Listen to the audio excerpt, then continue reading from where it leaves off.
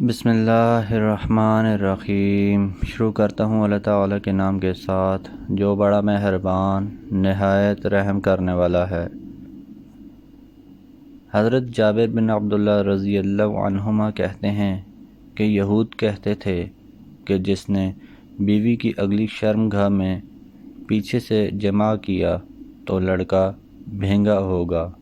چنانچہ اللہ سبحانہ و تعالیٰ نے یہ آیت کریمہ نازل فرمائی، نساؤکم حرث لکم فأتوا حرثکم ان شئتم، تمہاری بیویاں تمہاری کھیتیاں ہیں، لہٰذا تم اپنی کھیتیوں میں جدھر سے چاہو آؤ۔ خزیمہ بن ثابت رضی اللہ عنہ کہتے ہیں کہ رسول اللہ صلی اللہ علیہ وآلہ وسلم نے فرمایا، اللہ تعالیٰ حق بات سے شرم نہیں کرتا۔ آپ صلی اللہ علیہ وآلہ وسلم نے یہ جملہ 3 بار فرمایا اور فرمایا، عورتوں کی دبر میں جمع نہ کرو۔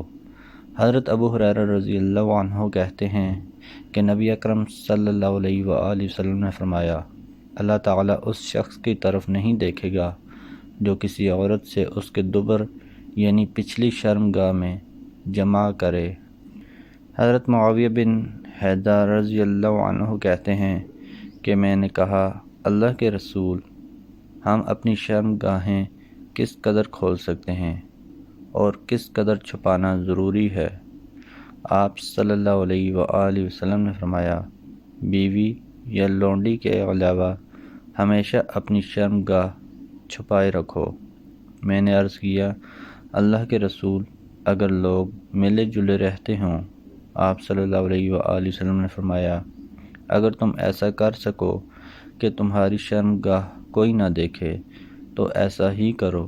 میں نے عرض کیا، اللہ کے رسول، اگر ہم میں سے کوئی اکیلا ہو؟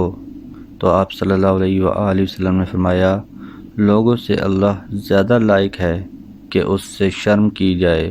محترم دوستو، اللہ تعالیٰ سے دعا ہے اللہ تعالیٰ ہمیں حدیث پر عمل کرنے کی توفیق عطا فرمائیں۔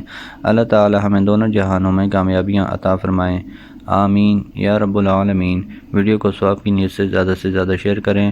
جزاکم اللہ خیرا کثیرا، والسلام علیکم ورحمۃ اللہ وبرکاتہ۔